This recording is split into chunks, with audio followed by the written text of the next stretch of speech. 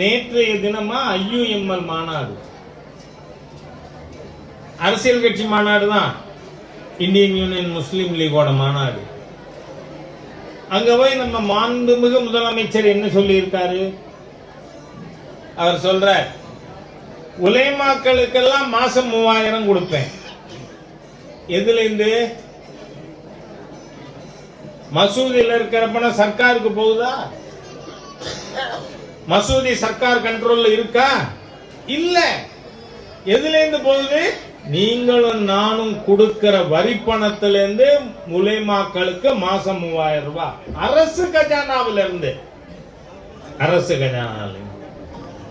அதுக்கப்புறம் இந்த 4.25 வருஷம் இதுவரை 170க்கு மேற்பட்ட இந்து கோவில்கள் இடிக்கப்பட்டிருக்கு.